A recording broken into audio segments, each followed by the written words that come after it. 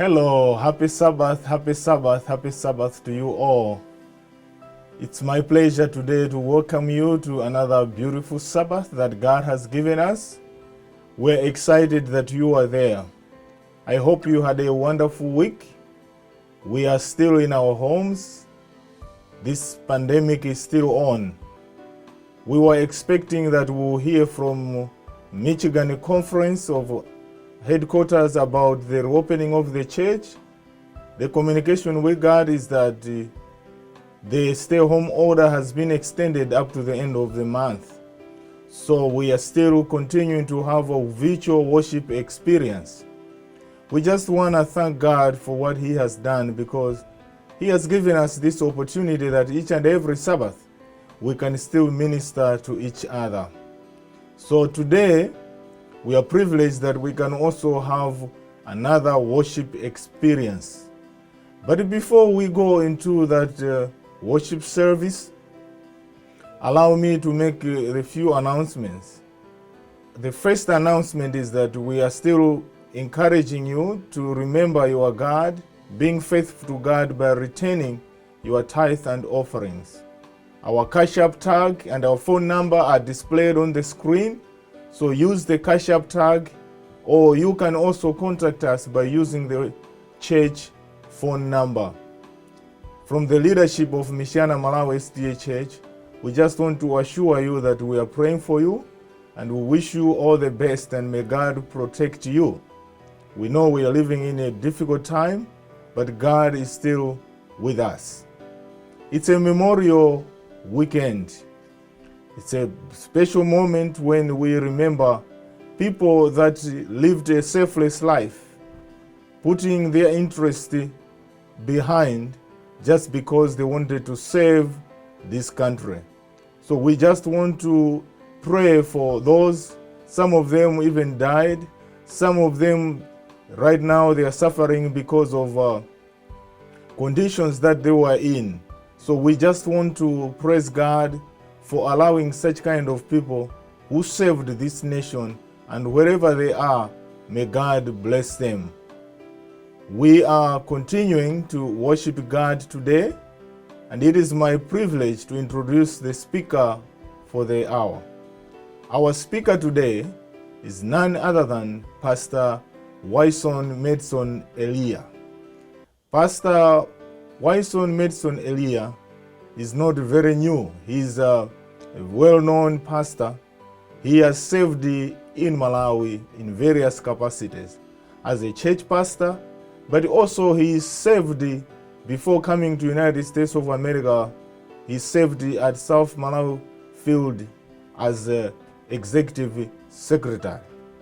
We are happy that he's here at Andrews University pursuing his PhD degree in educational psychology. Pastor Wyson Medson Eliya is not single. He is happily married to his wife for many years now, and God has blessed him. He has two beautiful daughters. The firstborn is Mary, and the lastborn is Muwemi. We are so thankful that their family is so much committed to the work of God. We are privileged that his coming here has been a blessing. Pastor Medson Eliya is a faithful member of Michiana Malawi Sda Church. Apart from just being a co-worker, he's also a best friend. So today, I'm privileged that I can introduce him, and I can also assure you that when you listen to him, you'll be blessed. The message that he is presenting is entitled, "What is your perception about God?" What is your perception about God? Ladies and gentlemen, it is now the special moment when Pastor Eliya will be coming on this podium to share God's word. May I encourage you to put aside anything that can distract your attention. It is a special moment. It is a special moment for us to listen to God's word. May God bless each one of you. What is your perception about God? That's the topic of our discussion today. In the first place, I would like to define what perception is. It is a way of regarding, understanding, or interpreting something or someone. In other words, it is a mental impression. That is the way you think you know something, or the way you understand something or somebody. That is perception. So the question is, what is your perception about God? How do you understand God? What do you know about God? Different parts of the brain control different human behaviors.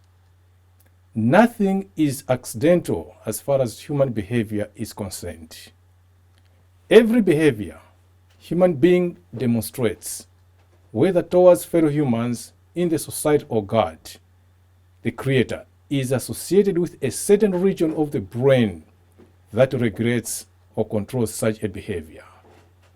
One such area in the brain is cortex, which consists of the outermost cells of the brain and controls thinking and movements. Meaning the way we think towards something or towards God, there's a certain region in the brain which regulates that kind of thinking. Either you're thinking negative or positive about God, that is processed by that region of the brain. So any perception you have is quickly processed by this part of brain and form our behavior. It's either you obey God or you don't obey God. The way you perceive something or the way you perceive God, the brain is going to process that perception. Some people have come to hate other people because of the perception they have towards such a person, and the brain is going to process hatred because that is your perception about that person. So that's why the question this morning is, what is your perception about God? How do you know God? Because our perception will affect the way we can relate with somebody. If our perception is wrong about somebody, definitely it is going to affect our relationship with that person. So if we have a wrong perception about God, it will affect the way we worship God, it will affect the way we can relate with God, and even it will affect the way we understand God's word, because maybe we have a wrong perception about God. Mark chapter 8, it's an interesting passage that we'd like to read and go down together to understand the context that I'm trying to bring about perception. The Bible says, they came to Bethsaida, and some people brought a blind man and begged Jesus to touch him. Jesus took the blind man by the hand and led him outside the village. When he had spit on the man's eyes and put his hands on him, Jesus asked, "Do you see anything?" That was the question that Jesus asked the blind man. Verse 24, the blind man looked up and said, "Yes, I see people. They look like trees walking around." That is the perception of the blind man. By answering Jesus in this way, it means this person had a partial knowledge about people. That's why in his response he's saying, "Yes, I see people. They look like trees." That his perception about people are like trees. That's what I'm saying. Your perception will affect you the way you can interpret certain things. Your perception will affect you the way you can behave even towards other people in the society. Jesus got the response that the blind man gave. Verse 25. Once more, Jesus put his hands on the man's eyes. Then his eyes were opened. His sight was restored, and he saw everything clear. Jesus sent him home, saying, "Don't even go into the village." After this event, then Jesus and his disciples went on to the villages around Caesarea Philippi. On the way, Jesus asked his disciples, "Who do people say I am?" Now, this is like Jesus wants to get a feedback from the disciples. They have ministered together. They have performed a lot of activities in the villages around. And these disciples have been with Jesus in many places. And these disciples have heard what people have been saying about Jesus. Now Jesus is trying to get a feedback from the disciples. He did not want to take it for granted that these people, these are my disciples who have been together, but let me hear their perception, the perception of the people towards me. Who do people say I am? The disciples did not hesitate. It was very simple because they have heard a lot of people talking about Jesus.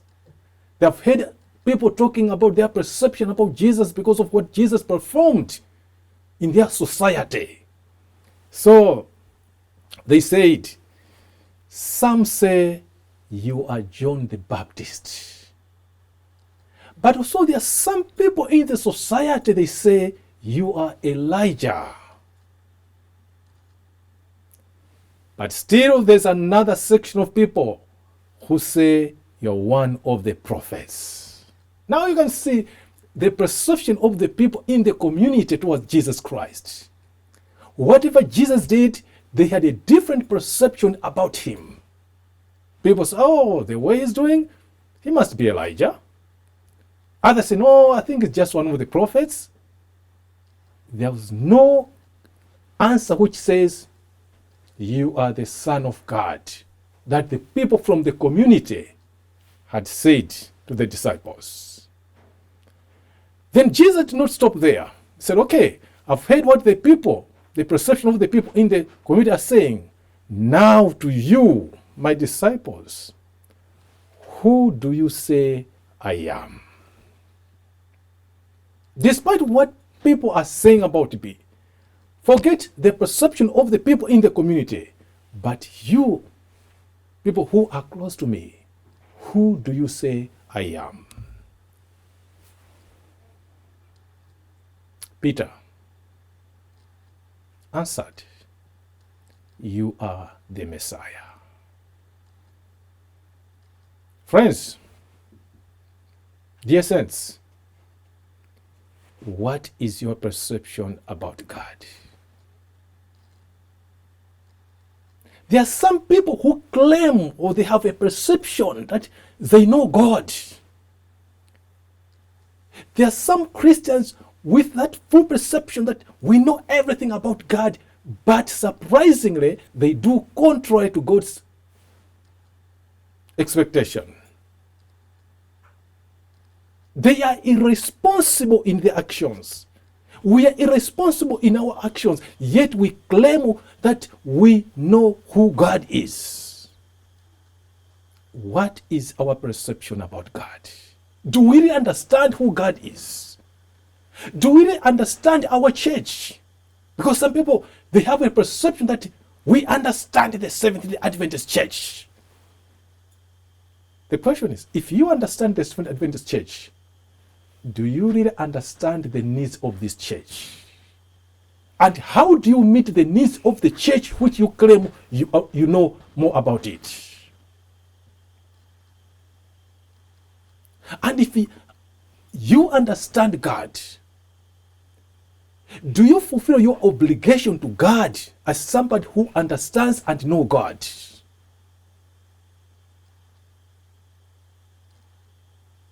What is your perception about God? It must be admitted that What the blind man said was purely the perception of seeing people as trees. That was his perception. And we can't blame him. That is how he understood people. That was his perception. No wonder Jesus said, no, this man, no.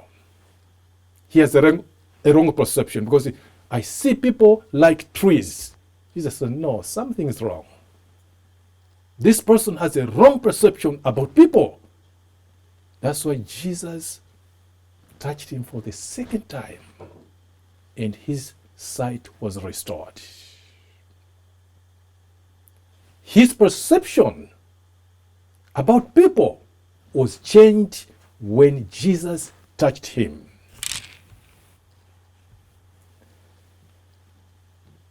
The response from the disciples about the response from the disciples regarding people's perception about Jesus was wrong. But still, it demonstrated what people understand about Jesus. There are some Christians today who have a perception, or in other words, a wrong perception about themselves and also a wrong perception regarding God. What do I mean? They have a perception that when it comes to tithing, they are donors and God is a recipient. God is a beneficiary.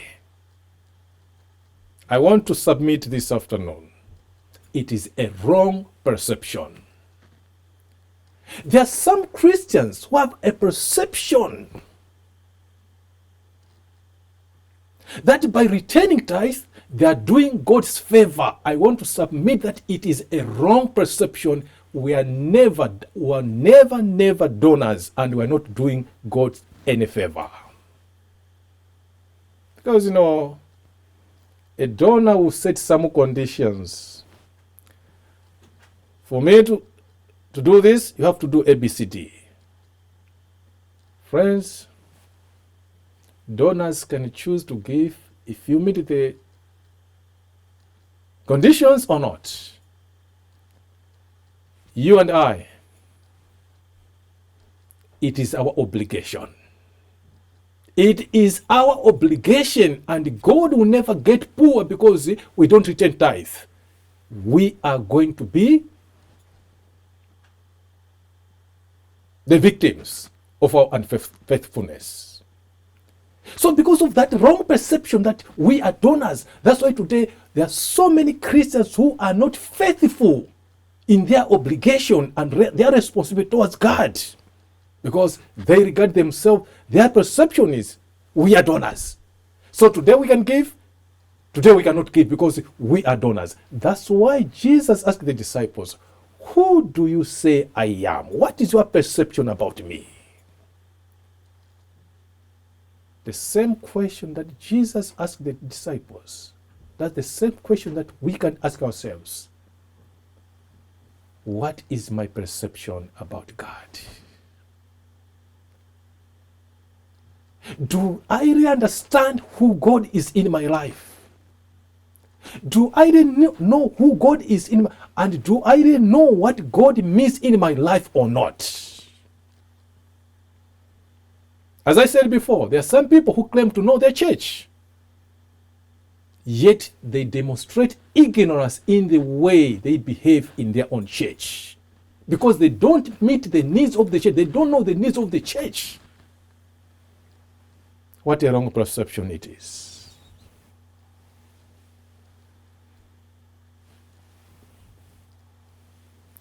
God wants us to be true stewards in everything and demonstrate practicality other than being theoretical. We have so many theories that we always develop in order to defend ourselves, why we cannot give tithe, or why we cannot do this and that. You can, or we can demonstrate, or we can develop a lot of models, theories as why we cannot do this.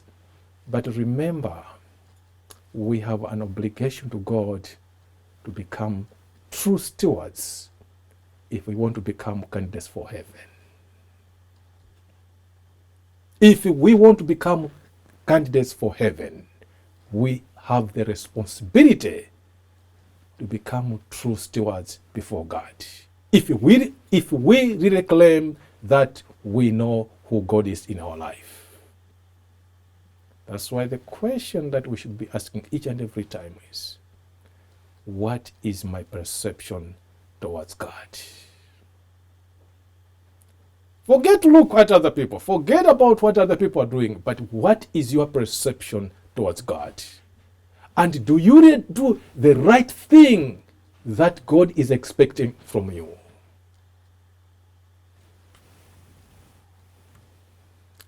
Friends, the signs of his soon coming are very clear. And it is time to prepare ourselves. It is time to prepare our families. It is time to prepare our children, our community, for the soon return of the Messiah.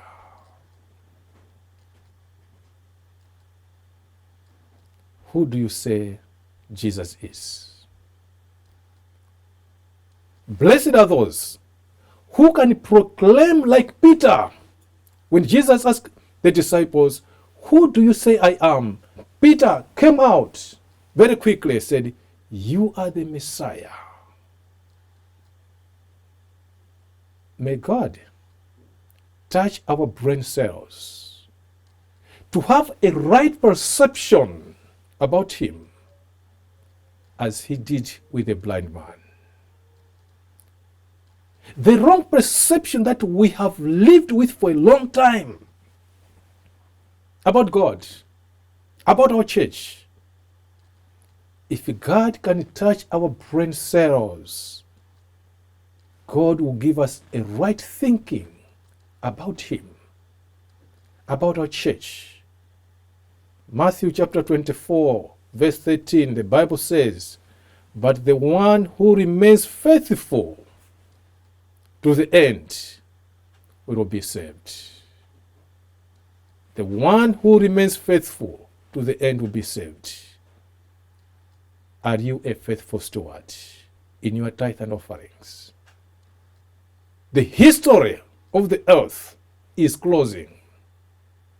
And very shortly, we are departing for home. We cannot postpone it any longer. The promised Messiah is coming. How ready are you? And what is your perception about him? May God bless you. As you consider yourself, do I have a right perception towards God or not? Am I doing the right thing that God requires me to do or not? Maybe I have lived with a wrong thinking about God. This is the reason I've been unfaithful to him in many ways. As I said before, our relationship with one another can be affected if we have wrong perceptions about that particular person.